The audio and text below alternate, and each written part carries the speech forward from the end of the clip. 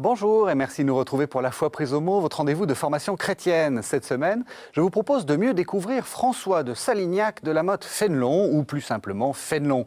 En effet, cette célébration vous a peut-être échappé, nous fêtons cette année le 300e anniversaire de sa mort, survenu en janvier 1715. Lui qui était, avec Saint-Simon et Bossuet, le héros de nos cours de français sur le grand siècle, lui dont le Télémaque était lu par tous les petits Français, il est aujourd'hui un peu oublié. C'est pourtant une très belle figure de foi et un des évêques les plus attachants de tout l'Ancien Régime. Pour mieux le découvrir, deux invités. Père Jean-Robert Morgade, bonjour. Bonjour. Alors on vous connaît comme notre chroniqueur sur KTO, mais c'est avec une autre casquette, ou plutôt une toge universitaire que vous allez parler, puisque vous êtes directeur d'études émérite à l'École pratique des hautes études et vous êtes également correspondant de l'Académie des inscriptions et belles-lettres. Et puis Laurence de Villers, bonjour. Bonjour. Vous êtes éditrice et vous êtes spécialiste du XVIIe siècle et vous aimez Fénelon. Alors, c'est la première question que j'ai envie de vous poser. On va revoir un peu la vie de Fénelon, mais pourquoi vous aimez Fénelon ? Alors déjà, votre question est justifiée par le fait que le XVIIe siècle s'organise en camps. Donc il y a les pour, il y a les contre, il y a ceux qui aiment, il y a ceux qui n'aiment pas. C'est un siècle tout sauf paisible où se jouent les plus grandes querelles de la foi. De la foi qu'on vit aussi de nos jours. Donc ça se décide, ça se discute au XVIIe siècle et ça prend forme aussi au XVIIe siècle. Et donc j'aime Fénelon, il y a deux raisons, si tant est qu'il y ait des raisons qu'on puisse donner à un amour. Moi je l'ai connu par l'entrée de service, d'une certaine façon. L'entrée principale, c'est la mystique. Fénelon est l'inventeur d'un système, c'est lui qui parle de système mystique. Mais moi, je l'ai connu comme un des grands commentateurs de Descartes, ce qui est très peu connu, j'étais la première surprise. Il a écrit une démonstration d'existence de Dieu, qui est d'abord dans une langue superbe, et qui est, à mon sens, l'un des commentaires les plus justes et les plus subtils qui ait été donné de Descartes. Voilà pourquoi je l'aime. Et vous, est-ce que vous l'aimez, Fénelon ? Alors, je me méfie beaucoup de l'amour de personnes du passé. Oui, vous avez raison. Voilà. Donc, Fénelon, je me suis beaucoup intéressé à lui. Vous le rappeliez, M. Burnet, c'est une belle figure. Et surtout, et là je rejoins tout à fait Mme de Villers, c'est quelqu'un qui montre bien la grande diversité du XVIIe siècle. Et j'ajouterais que je suis surtout un historien des crises. La crise janséniste, la crise quiétiste, et Fénelon est un des éléments moteurs, en particulier par son système et peut-être son esprit de système, on y reviendra, dans ce déploiement des crises, des grandes crises de conscience dont le XVIIe siècle est un des repères les plus importants. J'ajouterais aussi que c'est un directeur spirituel et qu'une large partie, alors je ne dirais pas la meilleure, mais une des parties les plus importantes de ses écrits, de son corpus, ce sont des lettres de direction. Et c'est pas le même Fénelon que dans son système mystique, c'est pas le même Fénelon philosophe, c'est vraiment le directeur de conscience. Et notamment directeur de conscience de Madame de Maintenon, on va en reparler. Mais c'est important parce qu'il est au cœur de la France de Louis XIV. Madame de Maintenon, donc la dernière épouse de Louis XIV. Oui. Alors, on va peut-être revenir en arrière, il n'en est pas encore là quand on le voit pour la première fois. Est-ce qu'on peut dire que c'est l'ascension d'une petite noblesse qui se trouve heurtée par le système, par la société telle qu'elle s'organise? C'est une des raisons, c'est certainement une des raisons de la crise. La société de Louis XIV. C'est une des raisons de la crise, avec, disons, Colbert, pour faire bref, nous avons une montée en puissance de la bourgeoisie. Le roi a besoin d'argent, et l'argent se trouve là, dans ce milieu-là. Or, Fénelon, c'est la petite noblesse de province, c'est un cheminement appuyé sur le parti des Vaux, appuyé sur le parti de la vertu. Et en définitive, Saint-Simon l'a bien vu, c'est la fin de ce système. N'oublions pas que la Révolution française, un siècle plus tard, sera l'œuvre de cette bourgeoisie triomphante. C'est une révolution bourgeoise, la Révolution française, qui met un terme à la vie aristocratique. Et dans le débat Fénelon-Bossuet, il y a aussi cette dimension d'un Bossuet issu de la bourgeoisie, des tisserands bourguignons, envers de la mode Salignac de Fénelon, donc cette petite noblesse du Sud-Ouest. C'est une des dimensions, c'est pas la seule, mais c'est certainement une des dimensions que l'on rencontre dans ce milieu complexe des années, je dirais, 1688, la rencontre de Fénelon avec Madame Guyon, 1715, la mort de Fénelon, mort de Madame Guyon, donc, et la mort du roi. Donc, oui, longue ascension, enfin non, même assez brillante ascension, soyons clairs, pendant quelques années. Par à coup, parce que lorsqu'il s'oppose au cardinal de Harlay, archevêque de Paris, Harlay lui dit « Vous vouliez être oublié, vous le serez ». Et il le fut. Or, son ascension brutale, précepteur du duc de Bourgogne, du petit-fils du roi, est due au contact avec les grands pieux, dévots, Beauvilliers, Chevreuse, tout ce milieu qui a rencontré dans Madame de Maintenon une complice, et c'est le passage de la cour libertine à la cour dévote, et c'est la conversion du roi vieillissant, sous l'emprise de sa femme maîtresse, qui va entraîner cette prodigieuse ascension de Fénelon comme précepteur du duc de Bourgogne, et la chute n'en fut que plus brutale, car la nomination à Cambrai est une manière de l'écarter. Parce que la cour, c'est un exil. Il terminera donc archevêque de Cambrai, mais exilé. Exilé, mais il va écrire, il va continuer à écrire. Exilé, mais ne se taisant pas. Et il aura, je dirais, une deuxième ou une troisième vie comme évêque. Oui. On rappelait l'être direction, il y a aussi l'épiscopat exemplaire, Saint-Simon en est témoin, l'épiscopat exemplaire. Et seule sa mort en janvier 1715 empêchait peut-être une nomination cardinaliste. À Rome aussi, les choses avaient changé, et Fénelon est une figure importante, mais Bossuet comme Fénelon sont les deux points cardinaux. Ni l'un ni l'autre n'a été cardinal. Alors on va arriver, on va revenir un peu en arrière, puisque là on est arrivé à la fin de sa vie. Mais il est précepteur des enfants royaux, il est donc dans des bons milieux, et il rencontre Madame Guyon. Alors on va peut-être, vous l'avez dit, on va parler peut-être de cette première étape. Est-ce que pour vous c'est une première étape dans son... C'est quoi Alors c'est une rencontre avec tout ce que le terme de rencontre peut recouvrir, c'est à la fois d'adéquation et d'inadéquation. On ne vous rencontrez pas toujours le même que vous. Donc on associe, je dirais hélas pour ma part, Fénelon à Madame Guyon comme si c'était pas l'un sans l'autre. Fénelon existe avant Madame Guyon, il existera sans elle, il existera d'une certaine façon contre elle, il la soutiendra. Il y a une fidélité indéfectible à Madame Guyon, même quand elle est le condamnée.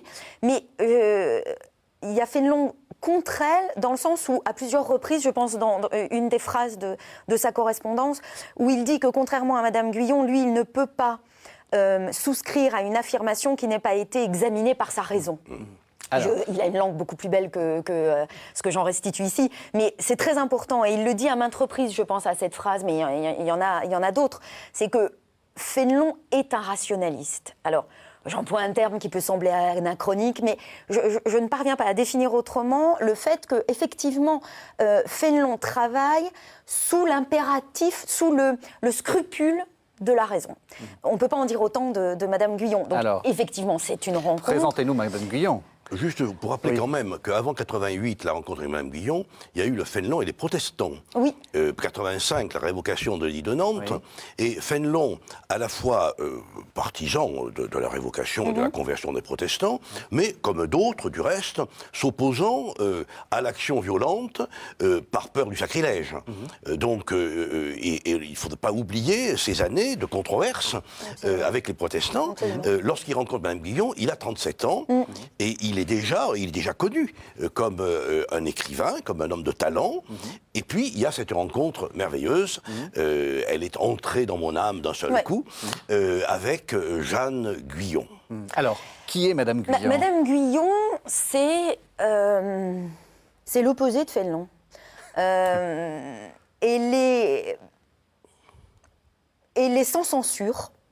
Elle est mystique au sens où elle développe une méthode, on pourrait dire, méthode de contemplation quiétiste, c'est-à-dire d'abandon total, d'abandon passif total à l'amour de Dieu, dans lequel, je le dirai vite, mais parce qu'on y reviendra, dans lequel on perd le moi auquel on peut tenir. Et elle est l'opposé de Fénelon dans la mesure où elle est d'emblée dans cette pratique, alors que Fénelon est d'emblée dans l'interrogation de ce que peut être la pratique dévote. Donc elle est la pratique de la théorie de Fénelon. Fénelon est un théoricien, je l'ai dit, rationaliste, cartésien, scrupuleux, un esprit fin, pointilleux, et elle est, je l'ai dit, sans censure. Elle écrit énormément, des livres fleuves de plusieurs milliers de pages. Et elle est, face à Fénelon, celle qui a la certitude de ce que c'est qu'aimer Dieu, que l'amour qu'on doit à Dieu. Alors que Fénelon est dans l'interrogation. Mais vous avez dit c'est une mystique. Est-ce que c'est ça et alors c'est quoi? C'est Thérèse d'Avila ou c'est Anne-Catherine Emmerich? Je veux dire, elle a des visions, elle a des bons, ou alors c'est... Alors, c'est pas Thérèse d'Avila parce qu'elle appartient à aucun ordre. Oui. C'est typiquement la figure d'un chrétien sans église. Elle est veuve, mère de famille, et... elle a eu une vie de femme, d'épouse. Madame de Villers ne l'aime pas parce que c'est le contraire de Fénelon. Alors Madame de Villers est un peu jalouse, elle aime Fénelon. Bon. Moi, je vais défendre Jeanne Guyon. Voilà. Parce que Jeanne Guyon est un personnage extrêmement intéressant, qui a été très malmené par sa famille, malmené par le pouvoir, malmené par Fénelon, malmené par Bossuet, malmené par tout le monde. Et c'est une figure tragique, une figure très émouvante, qui a d'abord un rapport étrange à son corps. Oui. Elle souffre beaucoup de ses maternités, elle a un refus profond. Et ensuite, elle a cette écriture spontanée. Oui, quasi automatique. Qui n'est pas dépourvue de charme, qui a des qualités. Alors, un de ses livres s'appelle Des torrents, et c'est un torrent, en effet, impétueux. Et puis, en troisième lieu...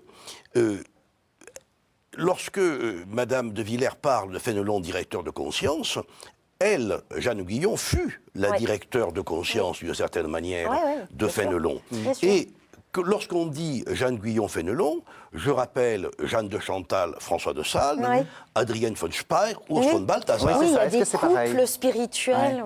Il y a tout de même cette grande tradition dans le christianisme, et dans le christianisme en général, parce qu'on trouve des choses semblables dans les églises protestantes au XVIIIe et au XIXe siècle, dans le christianisme, entre un esprit théologique, théoricien, plus rationnel, inquiet, qui cherche à atteindre la connaissance de Dieu, mais qui sait qu'il a du mal à y arriver par des méthodes rationnelles, discursives, et des femmes plus immédiatement intuitives, plus immédiatement baignées en Dieu, ayant moins de respect qu'humain par rapport au développement. Et qui n'ont pas eu la même éducation aussi. C'est-à-dire, elles ne peuvent pas s'appuyer non plus sur des écrits théologiques. Alors, ce dont il faut se souvenir, c'est que Madame Guyon a écrit des milliers de pages.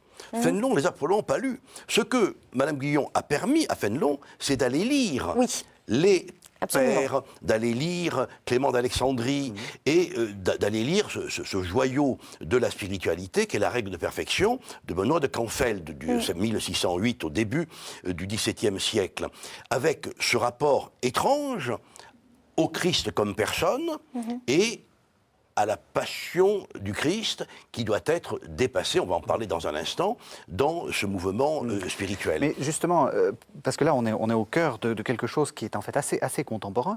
Quand on lit Madame Guyon, je veux dire, qui a été plus ou moins condamné. Hein, qui a été condamné. Voilà, qui a été condamné. Qui a passé sa vie en Bastille. Dans façon...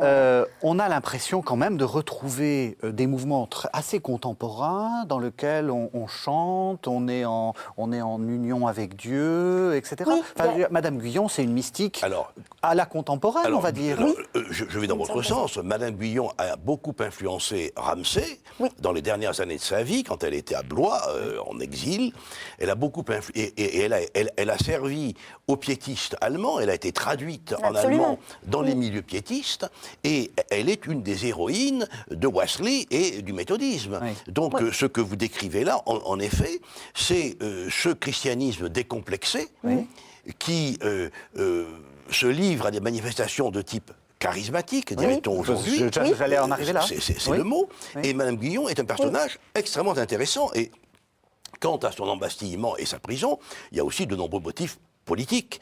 Il y a aussi le fait que, bien accueillie à Saint-Cyr dans la maison d'éducation pour jeunes filles que Madame de Maintenon avait organisée, Madame de Maintenon a vu le pouvoir lui échapper. Totalement. Et c'était une femme qui aimait le roi et le pouvoir et le roi. Et donc, voyant le pouvoir lui échapper, comment elle a fait? Elle a écarté Fénelon, Cambrai, Et l'embastillé. embastillé, la mettre enfermée dans un couvent, cette pauvre femme, en écartant avec des moyens que la morale réprouve et qui étaient à la disposition de la femme du roi. Mais quels étaient les arguments rationnels ou Contre théologiques Madame Guyon? Oui, parce que ça c'est important. On a l'impression qu'à notre époque, elle n'aurait pas du tout été condamnée. Alors, vous ne pouvez pas parler des articles d'ici, c'est parce que c'est là que les choses se nouent. Pour revenir juste sur un point qui me semble important, parce que c'est pas un anachronisme, Régis Bunin, que vous faites en disant nous, ça nous choque pas, au contraire, on pourrait être séduit par ce type de christianisme de l'immédiat. Oui, c'est de ça. l'immédiateté. C'est ça. La critique qui lui a été faite et qui sera faite aussi à Fénelon, c'est que cette immédiateté peut même se faire au détriment des sacrements et des médiations. Oui. C'est qu'il y a un rapport direct, il y a un rapport biographique à Dieu. Ce qui donnera d'ailleurs dans le piétisme allemand, qui va être l'héritier de ce mouvement français qui va disparaître en France et qui va survivre jusqu'à Kant. On est frappé de voir les rapprochements qu'on peut faire entre Fénelon et Kant. Kant avait un livre de Fénelon dans sa bibliothèque. Dans le piétisme, il y a cette idée, alors je vais être anachronique pour le coup, mais de renaissance. C'est-à-dire que chaque piétiste tenait un journal où il écrivait sa conversion, sa plongée dans la foi et sa renaissance à la foi. Donc c'est le cahier journal. Enfin, c'est la pratique que les confesseurs de Thérèse d'Avila lui ont demandé. Oui. Absolument, et qui ressurgit dans un tout autre contexte, à une autre époque, Bien avec sûr. une insistance biographique. C'est pour ça que je disais, voilà, c'est un christianisme de l'immédiateté et un christianisme plus de l'immédiateté quasi gestuelle et amoureuse que doctrinale. Oui. Je vais le dire encore plus rapidement, pour aimer Dieu, on n'a pas besoin d'avoir fait de la théologie. Voilà, c'est ça, ce christianisme d'immédiateté. Et puis, un christianisme de biographie, c'est-à-dire que moi et toute mon histoire, enfin mon identité, ce que je suis, même si évidemment il ne faut pas y mettre le narcissisme ou l'individualisme qu'on a de nos jours, mais Dieu embrasse toute mon histoire, et c'est avec toute mon histoire que je me convertis à Dieu. Donc ça a évidemment des racines dans le catholicisme, les racines les plus orthodoxes possibles dans le catholicisme, mais ça s'était effacé, et ça va revivre par Madame Guyon dans le piétisme, et jusqu'à Kant. Et ça revient chez nous. Et ça revient, effectivement, chez nous. Maintenant, les arguments, vous me disiez, rationnels et théologiques, c'est qu'effectivement, il y a un effacement des médiations. Ce contact direct avec Dieu, voire un effacement de la médiation du Christ, de l'humanité du Christ, qui pourrait jouer le rôle d'un mystique parmi d'autres. Finalement, le Christ sera un modèle d'homme mystique. J'exagère, à dessein, mais pour qu'on comprenne ce qu'il pouvait y avoir. Pas de sacrement, pas de... pas exagérer, mais un effacement. Si on allait jusqu'au bout de la logique, ça serait ça. Un effacement de l'humanité du Christ, de la médiation du Christ, qui est notre modèle dans la mystique, et un effacement de l'Église. C'est ça le De problème. l'Église, c'est-à-dire que vous pouvez être par la contemplation, parce que qu'est-ce que c'est que la mystique? C'est la contemplation. C'est la contemplation de Dieu, dans laquelle, finalement, il n'y a pas d'autre acte que je puisse faire que d'aimer Dieu. Ça semble facile, dit comme ça semble une tautologie. Qu'est-ce qu'aimer Dieu? C'est aimer Dieu. En fait, c'est là que se joue tout le système de Fénelon, parce qu'en réalité, c'est très difficile. On va y arriver. C'est très difficile d'aimer Dieu. Donc, dans cette contemplation, dans cette mystique de la contemplation, l'acte qu'on doit poser, le seul, qui est finalement n'est même pas un acte, c'est m'abandonner à la volonté de Dieu au point de ne vouloir et de n'être pas autre chose que cette volonté de Dieu. D'une certaine façon, je ne suis pas autre chose que ce Dieu que j'aime. Alors en fait, il y a eu la conjonction de plusieurs choses. Oui. D'abord, de façon presque contemporaine, à Rome, le développement venant d'Espagne, des écoles du Christ, d'un nommé Molinos, à ne pas confondre avec Molina. Oui. Le fondateur du molinisme des Jésuites, lui s'appelait Molinos, le molinosisme, que l'on a accusé dans les milieux romains, entre autres, de problèmes de relations désagréables et sexuelles avec ses pénitentes. Donc ça, c'est très mal. Et dans la polémique, lorsque la polémique a été évoquée à Rome, Bossuet a pris avantage de cela, désignant Fénelon comme le montant de cette Priscille, et traduisant en latin le fait qu'elle était son amie, amica, qui peut avoir non seulement un sens ambigu. Bon. Et à Rome, effectivement, on a craint la renaissance de ce phénomène appelé quiétisme, qui ne s'est jamais lui-même désigné comme quiétisme, qui est une catégorie polémique. Mais on a craint la renaissance de cela. En France, il y a eu le milieu dévot qui a d'abord accueilli ce mouvement. Oui. Madame Guyon a été très bien accueillie par Madame de Maintenon. Et Fénelon par Bossuet. Et puis, au contraire, le recul. Bon. Et puis, il y a eu aussi une relecture de l'histoire. Dans ce que Louis Cogniet appelle le crépuscule des mystiques, 1699, la bulle Coumalias qui condamne les maximes des saints de Fénelon, mais c'est la fin du mysticisme dans l'Église catholique. Ce crépuscule est mystique avec la condamnation a posteriori de Jean de la Croix, de Thérèse d'Avila, de toute la tradition de Jeanne de Chantal. Il y a comme un couvercle mis sur la tradition mystique. Ce que nous trouvons de meilleur chez Fénelon, c'est du François de Sales. Absolument. C'est du François de Sales. Le XVIIe siècle, c'est le siècle d'Augustin, on l'a dit, mais surtout de François de Sales. François de Sales, qui est un best-seller éditorial, qui est une autorité. Et François de Sales, c'est quand même la spiritualité pour les nuls. Oui. C'est quand même la vie chrétienne la plus intense, de type personnel, mise à la portée de la ménagère, de l'avocat, du soldat. L'introduction à la vie dévote, c'est la spiritualité pour les nuls. Et c'est. Alors, pour les nuls, je ne veux pas qu'on fasse d'association d'idées trop rapide, mais pour les laïcs, ce qui est assez, enfin, ce qui est, j'allais dire révolutionnaire, en tout cas novateur, c'est que François de Sales, on parle de François de Sales parce que pour Fénelon, c'est son maître, et Fénelon dira toujours, je n'ai rien fait d'autre que de mettre en système, alors là se joue une différence, de mettre en système toute la tradition mystique, et notamment celle de l'amour de Dieu défendue par François de Sales. Donc François de Sales, succès d'édition, spiritualité pour les nuls et les laïcs, parce que la mystique était réservée à l'idéal monastique, c'est-à-dire de retrait du monde. Féminin si possible. Féminin si possible, et d'une vie, voilà, le Carmel, et d'une vie consacrée. Et avec l'introduction à la vie dévote de François de Sales, c'est que vous et moi, nous les laïcs, engagés dans le monde, on nous propose d'être des parfaits chrétiens, tout en étant des hommes vivant dans le monde. Et c'est ça qui est important, parce que ça vous explique aussi ces difficultés que peut rencontrer la mystique. C'est-à-dire qu'on donne quelque chose qui est de l'ordre de l'idéal, c'est quand même être un parfait chrétien, exercer les vertus et aimer Dieu d'un amour parfait, on le propose à tout le monde. Si on veut parler de modernité, il y a vraiment quelque chose de moderne. Donc ce qui ne nous choque plus du tout, à savoir ce rapport entre ma conscience et Dieu, et le fait d'aimer Dieu sans être ni un moine, ni un théologien, ni un docteur de l'Église, ni un évêque, ce qui nous semble à nous comme une évidence, comme allant de soi, ça ne va pas du tout de soi. Et on a cette opposition que Bossuet va incarner entre une mystique qu'il appelle moderne, pour lui qui est représenté par Fénelon, c'est-à-dire c'est cette mystique qui propose une autre façon d'être chrétien, et la tradition de l'Église. Donc il y a aussi ça, je pense, qui ajoute à la crise. Il y a ce virage pris par la mystique qui consiste justement à être un idéal de vie chrétienne pour tous. On va revenir sur cette question de mystique, mais avant, juste une question. Quand est-ce qu'on revient sur cette condamnation, finalement, de la mystique? Vous avez dit, voilà... Il y a deux choses. Ce dont je vais parler dans un instant, qui est la condamnation du livre de Fénelon, de Maxime Dessein, et deuxièmement, la fin de la mystique. Eh bien, on constate que le XVIIIe siècle a beaucoup de mal. Même des auteurs jésuites, comme Caussade, ont du mal à se présenter.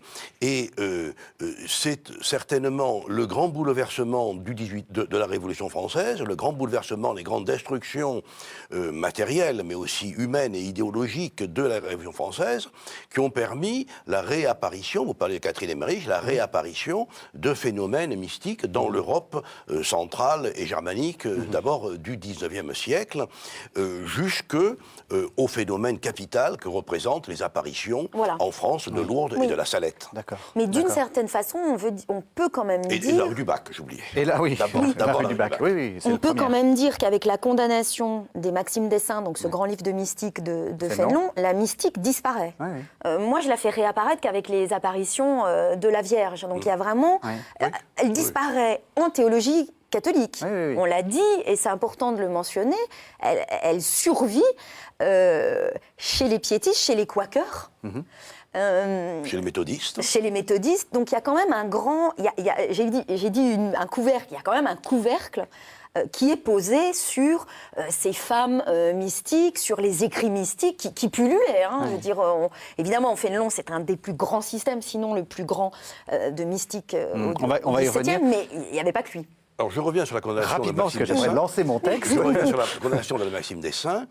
Le texte, donc, il y a eu des accords à Issy-les-Moulineaux, puis Fénelon a cru utile de faire circuler un premier manuscrit, des maximes avec des justifications, des justificatifs, et l'erreur a consisté à sortir le bouquin sans les justifications, donc c'est une série mais ça répond à son esprit de système, une série, je dirais, d'axiomes, se succédant les uns aux autres, sans donner les justifications, et au moment où le bras de fer entre Louis XIV et Rome était en train de se jouer, 1682, les 4 articles, le gallicanisme, les menaces d'un schisme entre la France et Rome, et le poids le royal a pesé sur une condamnation, et tout cela est très bien connu par les travaux de mon maître Orsibal, une condamnation à Rome qui a été très freinée.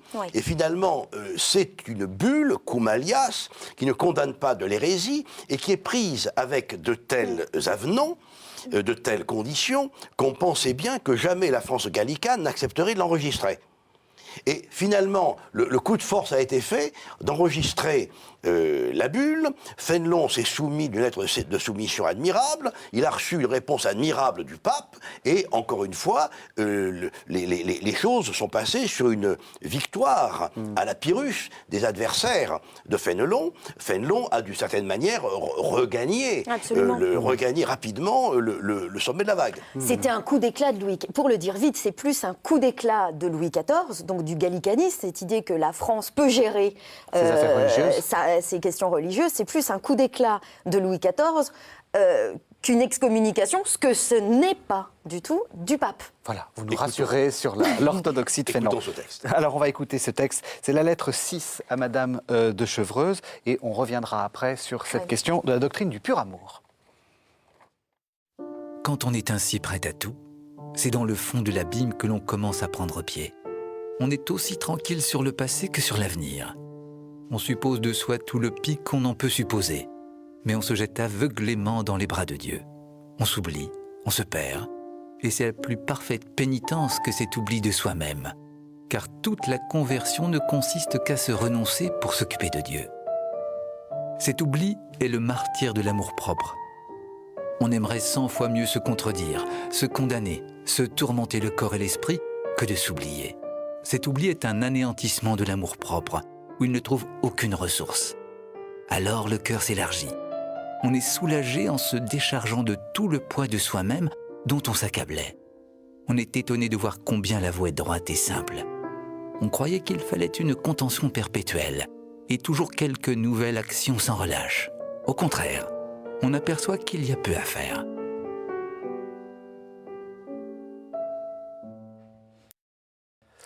Voilà, alors on va revenir sur Fénelon.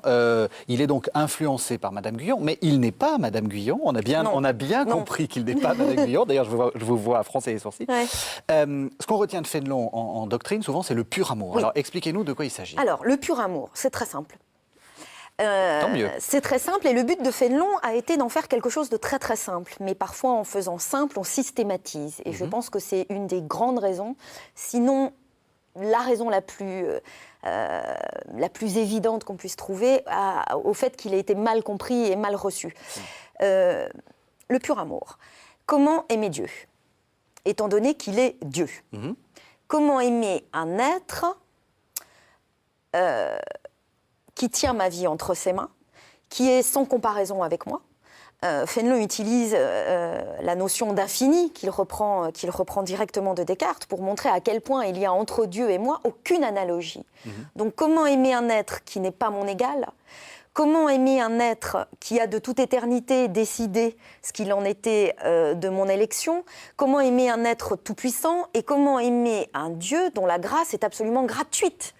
La grâce n'est pas un salaire. Alors si la grâce était un salaire, on pourrait imaginer qu'on aime Dieu et que cet amour nous rende méritants aux yeux de Dieu et qu'il nous aime d'autant plus parce qu'on l'aime.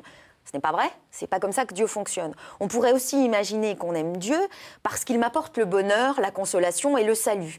Donc c'est j'aime Dieu parce que lui-même m'aime. Pour Fénelon, c'est pas aimer Dieu, c'est m'aimer moi à travers Dieu. On pourrait aimer Dieu parce que il est Dieu, c'est-à-dire un être d'amour, de miséricorde. Non, parce qu'encore une fois, selon Fénelon, ça serait m'aimer moi à travers l'amour que j'ai pour Dieu. Donc vous voyez qu'en fait, le pur amour, c'est une exigence qui resserre en permanence les raisons qu'on pourrait avouer ou déclarer d'aimer Dieu. Si j'aime Dieu, je vais prendre cette raison-là parce que c'est celle qui a fait le plus couler d'encre, si j'aime Dieu parce qu'il est mon salut, qu'est-ce qui se passe? J'aime Dieu sous condition. Je fais des conditions avec Dieu. C'est ce que dit Fénelon. Qui sommes-nous pour aimer Dieu sous condition? Pour l'aimer à condition qu'il me sauve. Je prends un exemple qui est très contemporain, qu'on entend très souvent, mais qu'on retrouve aussi dans la correspondance de Fénelon avec ses dirigés. Quand surviennent les épreuves, j'emploie des termes de Fénelon, un deuil, une perte, des malheurs, de la tristesse, de la mélancolie, le réflexe, quasi-réflexe de chrétien, c'est comment Dieu peut me faire ça? Ou alors, où est Dieu? Et ça peut aller jusqu'à, on l'a tous entendu, et je dis ça avec beaucoup de respect, des gens qui vous disent, avec la perte de mon fils, le deuil, j'ai perdu la foi. Pour Fénelon, qu'est-ce que ça veut dire? Ça veut dire qu'en réalité, on aimait Dieu sous condition. On aimait Dieu à condition d'être heureux, pour le dire vite. Mais quand surviennent les malheurs, on ne voit plus tellement ce Dieu amour et de consolation. Et donc, pour éviter d'aimer Dieu sous condition, ce qui n'est quand même pas très digne et de la foi et de Dieu, Fénelon dit qu'il faut l'aimer quand bien même, je vais aller jusqu'au bout du paradoxe, quand bien même Dieu ne serait pas Dieu. Quand bien même Dieu ne serait pas amour, quand bien même Dieu ne me sauverait pas, quand bien même Dieu m'aimerait en enfer, si telle est la manifestation de sa toute-puissance divine, eh bien en enfer, je l'aimerais tout autant. C'est-à-dire qu'il faut, la seule raison d'aimer Dieu, c'est Dieu. En d'autres termes, il ne faut aucune raison qui soit les miennes, mon salut, mon bonheur, ma félicité, ma béatitude, aucune raison qui soit mienne pour aimer Dieu. J'aime Dieu parce qu'il est Dieu. Alors, l'objection Voilà. qui peut se faire, Ouais. d'abord la remarque, c'est que la supposition impossible de l'enfer, c'est déjà chez François de Sales. Oui, c'est Ensuite, traditionnel. ensuite l'objection de Bossuet, c'est que si j'aime Dieu, c'est une objection de type augustinien, il y a un désir en moi qui est le désir de Dieu. Et donc, le pur amour n'est jamais pur, puisqu'il y a toujours en nous le desiderium, le désir qui nous pousse à aimer Dieu. Mon cœur est inquiet jusqu'à ce que je te trouve. Et donc, de fait, si l'on cherche Dieu, c'est bien qu'on est poussé à le chercher. Ça c'est le premier point. Deuxième point, la liberté, enfin, l'état d'indifférence, qui est un peu le corollaire du pur amour. Oui. L'état d'indifférence, c'est, Mme Guyon le dit, je suis comme une chiffe dans la gueule d'un chien. Je suis dans la main de Dieu comme un chiffon, une chiffe, dit-elle, dans la gueule d'un chien. Voilà. Elle écrit des poésies qui, je vous l'accorde, ne sont pas très bonnes, mais qui sont souvent touchantes. Je suis rassurée. Voilà. Qui sont souvent touchantes. Voilà. Qu'on ne trouve pas du tout chez Fénelon. Il n'y a aucun équivalent Alors, de ce langage poétique. Heureusement que Fénelon n'a pas fait de poésie, ça aurait été terrible. Oui, mais Surin a fait le jésuite fou, a fait d'admirable poésie. Et Mme Guyon n'allait pas très loin, finalement. En tout cas, on n'est pas du tout dans ce type de mystique avec Fénelon. Hein. J'insiste, Voilà, mais c'est une mystique sèche, rationaliste. Il le dit lui-même, claire et distincte. Justement, il a trouvé dans Jeanne Guyon ce qu'il cherchait malgré tout. Oui. C'est ça qui est intéressant, la complémentarité que Jeanne Guyon lui apporte. Elle est qu'il différente n'avait de pas de lui, tempérament. mais il y a une complémentarité qui est tout à fait impressionnante. Et Jeanne Guyon, du reste, a trouvé chez Fénelon à la fois le disciple favori qu'elle cherchait et aussi celui qui a mis en système ses propres intuitions et ses grands développements. Alors la différence, c'est le fait que, le corollaire du pur amour, quoi qu'il m'arrive, je suis dans la main de Dieu. Et donc, je n'ai pas à rechercher une sorte d'anti-pélagianisme total. Je n'ai pas à rechercher, par les vertus, par les biens, etc., quelque atténuation au destin qui pèse sur moi. Alors, ce qui, interprété de façon stricte, serait un refus des bonnes œuvres, ce qui n'est pas le cas de Mme Guyon qui a dépensé sa fortune en bonnes œuvres, mais qui effectivement pose problème. Or, quel est le problème ? Et là, nous allons parler des objections du XVIIe siècle. Mais au XXe siècle, au XXIe, l'objection que je fais, c'est qu'ils confondent les vertus théologiques et les états psychologiques. Oui. Mais pas Fénelon. Attendez, laissez... Si je puis me permettre. Ses adversaires. Non, laissez continuer, parce que là, allez-y. Mais c'est un vrai problème. Je pense que le débat est faussé. Je suis à peu près d'accord avec vous, Madame de Villers, mais le débat est faussé entre Fénelon et Bossuet développez votre argument. Parce qu'ils confondent les vertus théologiques, le développement théologique de l'amour de Dieu et de tous les préliminaires, les préambules de l'amour de Dieu, avec des états psychologiques. Et il y a des études sur la psychologie de Fénelon, sur la psychologie de Bossuet, sur la psychologie de Mme Guyon, qui sont tout à fait passionnantes, qui sont souvent des études des années 1920, d'Albiès, 1930. Dans cette époque, on se préoccupe beaucoup des états mystiques, des états de raison, et de ce rapport entre psychologie et mystique. Or, il y a dans notre démarche de foi, notre démarche de piété, une dimension psychologique qui ne peut pas être censurée ni abolie, mais simplement elle est distincte des dimensions théologiques du travail, de la grâce dans l'âme humaine. Oui, et ça, alors à mon sens, c'est une confusion que va ériger en principe Bossuet, parce qu'il va dire les critiques. Et pardon, qui est importante, parce que c'est vrai qu'actuellement, on a tendance à tout mélanger. Absolument, elle est très importante. C'est que, voilà, la question de Fénelon, c'est comment aimer dignement Dieu. Quel amour est digne de Dieu. Et de telle sorte qu'on soit certain de bien aimer Dieu et non soi-même à travers l'amour qu'on a pour Dieu. Et effectivement, tout son travail mystique, parce que nous sommes dans un siècle avec les sciences humaines où on fait beaucoup de distinctions de disciplines qui n'existaient pas au XVIIe siècle. Tout son problème va être d'examiner ce qu'il en est de notre volonté, ce qu'il en est de l'imagination, ce qu'il en est de notre sensibilité. Quand on aime Dieu et quand on s'achemine vers cet amour absolument désintéressé, voilà, qu'est-ce que l'amour pur ? Chez Fénelon, c'est le désintéressement. C'est aimer en dehors de la question de mon intérêt personnel, c'est aimer de façon absolument inconditionnelle, non égoïste, on dirait de nos jours.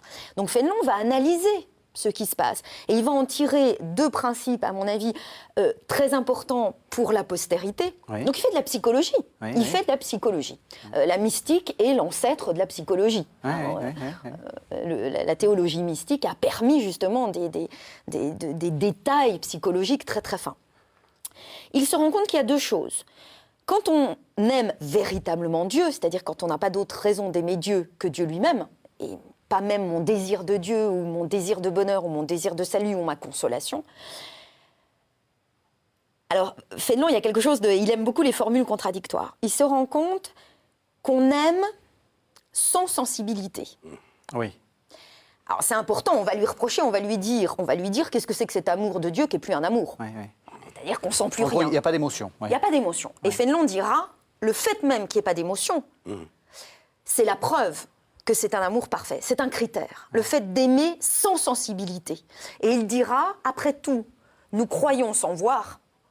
Donc nous avons une foi pure, qui n'est pas une foi qui se vérifie, expérimentale. Et nous devons avoir un amour qui soit tout aussi pur que notre foi. C'est-à-dire que nous devons aimer Dieu sans plus rien sentir. Donc je n'aime pas Dieu parce que je sens une effusion en moi, parce que j'ai des sentiments. On aime Dieu sans sentimentalisme. Fénelon, c'est la mystique absolument défaite de toute émotion. Donc on en est très loin de nos jours. Mais le critère de on en est peut-être trop loin. C'est-à-dire que je pense qu'on en est trop loin. On évalue la qualité d'une prière au nombre d'émotions mystiques qu'on en a ressenties. À tel point qu'on peut dire, cette messe était belle, mais c'est pas au sens de beau, c'est au sens de ça m'a touché, ça m'a donné envie de pleurer. Pour Fénelon, que vous ayez le désir de larmes ou d'émotion ou de transport, c'est la preuve que vous ne vous êtes pas quitté. En fait, qu'est-ce que c'est que les émotions? C'est un rapport à soi. Et donc pour Fénelon, un christianisme d'émotion, il parle d'enthousiasme, c'est l'inverse de la mystique. Donc les effusions, la gestuelle, le corporel, la sensualité, la sensibilité, c'est la preuve que votre foi est impure. Donc c'est le premier critère qu'il en tire, et il tire le critère d'indifférence. Alors moi je préciserais, si vous permettez, parce qu'il y a eu beaucoup d'interprétations de Fénelon qui en faisaient, il emploie le terme d'involonté, volonté. Pas de volonté. Et donc, on a traduit, et il a été aussi critiqué pour ce fait-là, on parlait de ligature des facultés. Qu'est-ce que ça veut dire en théologie? Ça veut dire que vous n'avez plus de volonté, vous n'avez plus de moi, vous n'avez plus de désir, que cet amour pur, c'est en fait un pur néant. C'est ce que va lui dire Bossuet. Votre amour, il est tellement pur qu'il ressemble à du vent. Je ne pense pas que ce soit le cas. Quand on lit Fénelon, et il s'est lui-même corrigé. Fénelon est bien en deçà de ce que dit Maître Eckhart. Eckhart va bien plus en loin. deçà. Donc le mystique... Et la mystique rhéno-flamande du XIVe et XVe Fénelon, siècle c'est pas la va beaucoup mystique plus loin rhéno-flamande. dans ce sens Absolument. Pour Fénelon, Dieu n'est pas l'équivalent du néant. Il est absolument déterminé, c'est l'infini. Il donne même tout un livre sur ses attributs. Et l'amour n'est pas sans volonté. Seulement, il y a même un volontarisme chez Fénelon. C'est-à-dire que je vais à Dieu par la volonté. Mais ce qui compte, ça va vous paraître une lapalissade, mais c'est quand même tout l'exercice, toute l'ascèse que réclame Fénelon. Ce qui compte, c'est que ça ne soit pas ma volonté. C'est pas ce que je veux moi, c'est ce que veut Dieu. Et donc il faut se défaire d'une forme de volontarisme qui n'est finalement que le masque de l'amour-propre. De l'amour que j'ai pour moi. Donc on a ça aussi, chez c'est Fénelon... extrêmement intéressant. On a chez Fénelon un amour sans sentiment, sans émotion. Et on a un amour volontaire, d'ascèse, très ascétique. Enfin, je trouve que c'est le dernier représentant de cet ascétisme chrétien. Un amour très volontaire, mais sans volonté propre, sans rapport à soi. Il dit, on passe notre vie à vouloir être le spectateur de nous-mêmes, et il le dit à Madame de Maintenon, dans ses lettres. Maintenant, vous l'appelez Maintenon. Et maintenant, il le dit, elle ne devait pas le montrer, c'était dans un petit carnet qu'il lui avait dit, voilà, c'était entre eux, c'est son directeur de conscience. Il lui dit, il y a encore beaucoup trop de vous dans vos renoncements. Il lui dit, Dieu ne demande pas tant de vertu et pas tant de renoncement, il demande au contraire, il lui dit, je trouve l'expression très belle, il demande à ce que vous vous renonciez. Elle aimait peut-être un peu trop le pouvoir. Elle aimait être spectatrice d'elle-même dans ses actes de vertu et de piété. C'est ô combien... c'est la belle âme, en fait. Et ça aussi, c'est quelque chose être qui est très... Trouver une jouissance à être une bonne chrétienne. Et Fénelon lui dit, il y a trop de vous encore dans ce renoncement. Alors, éclipse de Fénelon au XVIIIe siècle et contresens sur un Fénelon, justement, à l'opposé de ce qu'il était, c'est-à-dire un Fénelon émotif, état d'âme, romantique. Et puis, il faut en parler, le Fénelon politique. Vous le rappeliez, c'est par le Télémaque que Fénelon reste dans la postérité classique, scolaire, en France, et la lettre à l'Académie française. Donc le Fénelon styliste. Et l'éducation pour les filles. C'est le premier traité d'éducation pour les filles. Premier traité d'éducation pour les filles, le Fénelon éducateur, le Fénelon styliste, et le Fénelon éducateur et politique dans le Télémaque. Alors le Télémaque, ça n'a pas tellement arrangé les affaires entre Fénelon et Louis XIV. C'est arrivé dans un contexte d'une critique de fond d'un régime aux abois, avec une hémorragie comme le roi. financière, des Ouais. guerres Guerrier. permanentes, et puis un régime dont le déclin va être marqué par la terrible année de la mort successive du fils, du petit-fils, et ce roi âgé. Qui n'en ce finit roi pas de mourir. âgé qui n'en finit pas de mourir, avec un entourage de plus en plus réduit autour de lui. Et de Madame de Maintenon. Et Madame de Maintenon qui veillait là-dessus. Alors, dans ce contexte, des hommes comme Vauban, comme Le Chaune, C'est important. montent au créneau pour demander des réformes. Absolument. En gros, pour demander des réformes. Et Fénelon Vauban demande appartient... un impôt sur les revenus. Sur les revenus, Voilà. oui. Et Fénelon appartient à ce milieu-là. Oui. Alors, il est à Cambrai, donc il est quand même en dehors de la France limitrophe, de la France frontalière. Il est presque aux frontières. Presque en Espagne, dans les Pays-Bas espagnols. Ouais. Et le Télémaque est quand même le récit du monarque vertueux. Absolument. Ce que Louis XIV a pris comme une leçon de morale, et ça lui a beaucoup déplu. Or, le Télémaque est quelque chose qui a formé effectivement des générations, je dirais, sous le prétexte d'un beau livre d'éducation. Un peu comme le voyage du jeune anacharchiste de l'abbé Barthélemy, c'est quand même un éloge de cette société de Salente, avec un monarque sage, avisé, une utopie. C'est une utopie, et c'est effectivement une utopie qui va dominer la pensée politique française pendant un siècle ou deux. Et je pense qu'il faut qu'on mentionne Rousseau, qui est un admirateur il s'en cache pas, un admirateur de Fénelon. Alors, il y a une tradition, nous, on est très surpris parce qu'on passe notre temps à citer exactement. Moi, quand je cite Jean-Robert Armogat à tout bout de champ, je mets exactement la page, etc. À l'époque de Rousseau, c'est pas le cas. Donc, vous me direz, il cite très peu Fénelon. Oui, mais il en est complètement imprégné. J'allais vous dire, la question de l'amour. Cette idée, finalement, je vais être, vous allez me critiquer, mais c'est très romantique, cette histoire d'amour inconditionnel, inconditionné. Alors voilà, ce qui se passe, c'est que il ne faut pas oublier que Fénelon, c'est un homme quand même du XVIIe siècle, et donc sa préoccupation, c'est comment aimer Dieu. Mais c'est vrai, par certaines ruses de la raison, que cet amour inconditionnel qu'il a mis en système, c'est pour nous un idéal d'amour, non plus qu'on doit à Dieu, mais qu'on doit à l'être aimé. D'une certaine façon, cet amour qui était théologique, mystique, est devenu un amour romantique. C'est aimer à la folie. Cet amour pur est devenu aimer à la folie. C'est-à-dire, je l'aime parce que c'était lui, parce que c'était moi. Donc c'est assez je l'aime moderne, quoi qu'il arrive. Enfin, c'est moderne, dans son... si on accepte de se tromper. C'est-à-dire de dire que c'est un amour qu'on doit aux autres hommes. Pour Fénelon, l'amour qu'on a pour les autres hommes peut être parfaitement intéressé, c'est même normal. D'un égal, c'est normal que j'en attende quelque chose. C'est normal que quand j'aime quelqu'un, j'attende en retour quelque chose. Donc c'est un amour intéressé, tout sauf inconditionnel. Le seul amour inconditionnel, c'est celui qu'on doit à Dieu, justement parce qu'il est Dieu. J'ai rien à demander à Dieu, je lui dois tout. Mais c'est vrai que la marche de l'histoire a fait que cet idéal d'amour de Fénelon, c'est finalement celui qu'ont à la bouche tous les amoureux du monde. Alors je disais tout à l'heure qu'il y a ce désir de Dieu qui est une dimension augustinienne et qui explique aussi que Fénelon était opposé à la montée du parti augustinien qu'on appelait jansénisme, pour faire vite. Et quand je parlais d'une conjonction tout à l'heure de motifs politiques, religieux, idéologiques, psychologiques, il faut tenir compte aussi de ce fait que nous sommes là dans le contexte qui va balancer, et l'ultime victoire de Louis XIV sur Rome a été la publication de la Constitution Unigenitus en France, en 1711, condamnant le jansénisme, alors que tous les principes gallicans s'opposaient à une telle condamnation, vous voyez. Et je pense que là aussi, l'anti-augustinisme de Fénelon est un facteur important. Alors, on a beaucoup épilogué sur le rôle des jésuites et les rapports de Fénelon avec les jésuites.